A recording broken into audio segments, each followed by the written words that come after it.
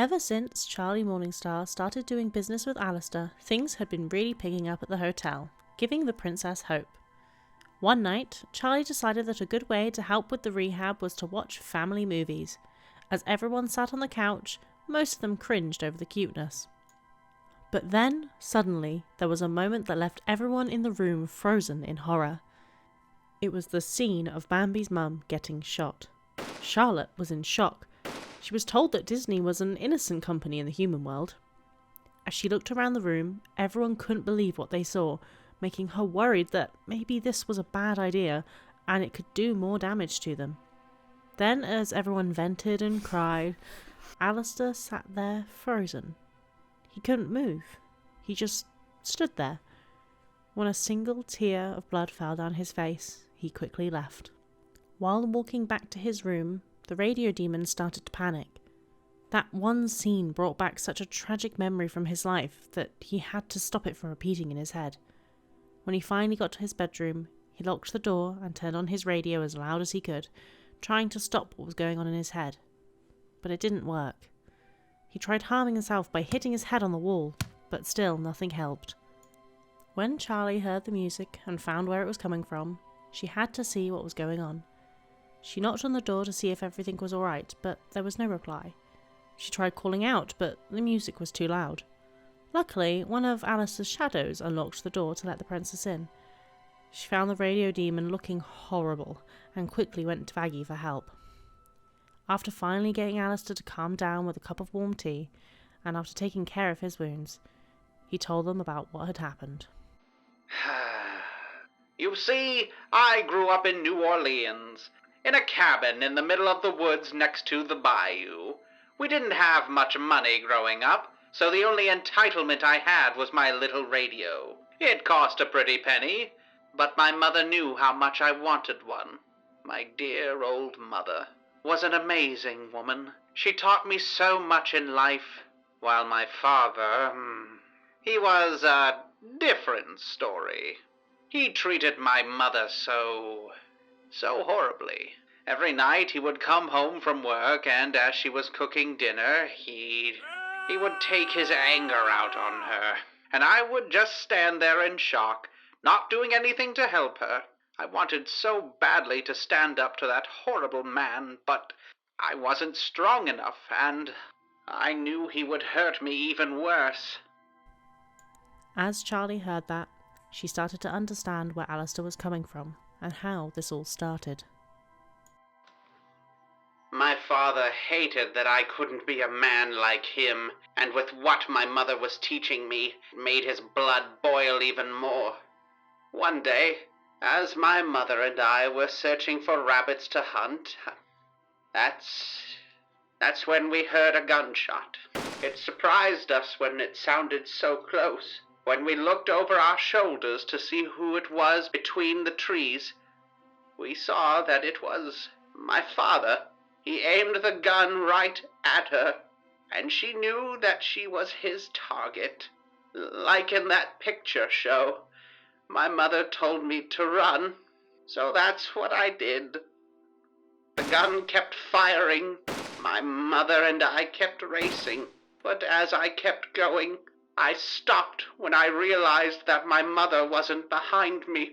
I went back, thinking that maybe she fell or got stuck.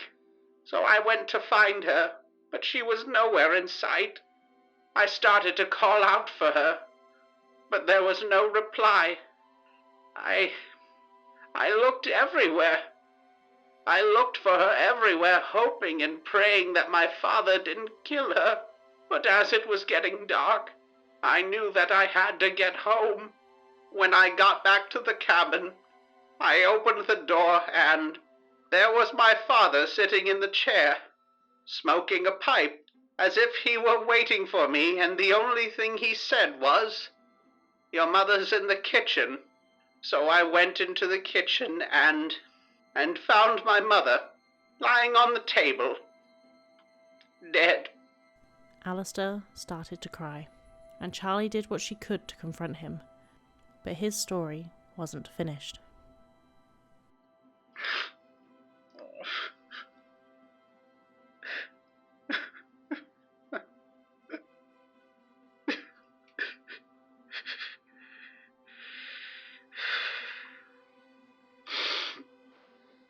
without my mama around to protect me.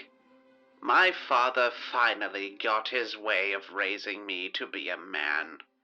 Like abusing women, getting drunk all the time, and wasting money on gambling. One day, after he broke my beloved radio, I couldn't stand it anymore. So with no choice, I ran away from home and went downtown for some help. Luckily, there was a nice lady there who took me in as her own, and it felt wonderful to not have to live like that anymore. But one day, I ran into my father, and as he grabbed me and threw me into his truck, I saw that no one was doing a thing to help me. They just stood there, watching, leaving me with no hope. I never got to say goodbye to that nice woman, and I didn't get a chance to tell her where I was in case he found me. After he gave me the switch, my father told me that there were going to be new rules, like how I could never do anything without him knowing, and if I did, he would shoot me. When it was time to sleep, he would tie one end of rope around my leg and the other end to the frame of the bed so I couldn't leave again. And if I were to untie it, he would put dried leaves on the floor, so if I were to step on just one, he would hear it. As the years went by, I was going crazy with fear, and when my father went out to drink, I untied myself and went out into town again.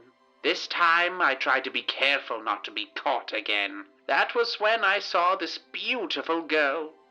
She was so lovely, and after seeing the state I was in, she wanted to help me. As Charlie was still listening, she was in awe about the love story that the radio demon was telling her. But it wasn't long before things turned bad. One night, I remember how we both stayed up late looking at the stars in the sky.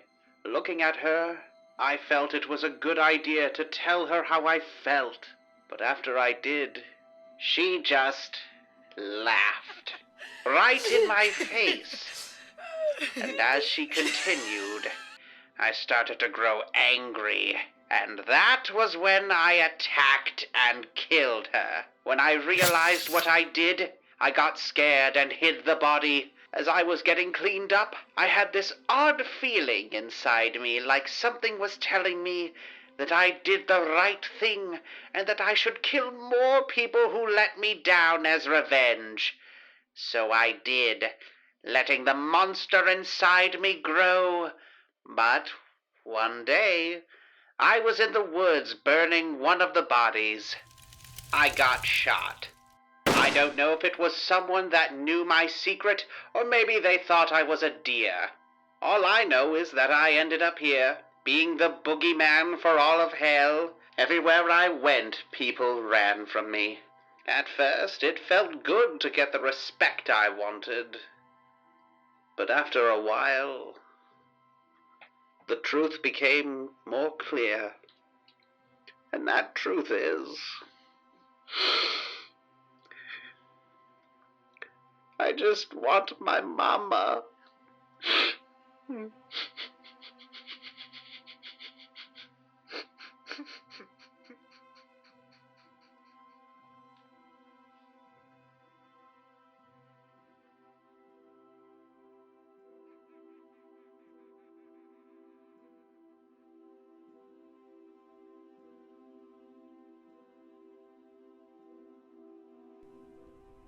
The princess couldn't believe it. One of the worst demons in all of the underworld just wanted to see his mother again. Charlie then comforted him. Even though he didn't like being touched, Alastor allowed it as he cried on her shoulder.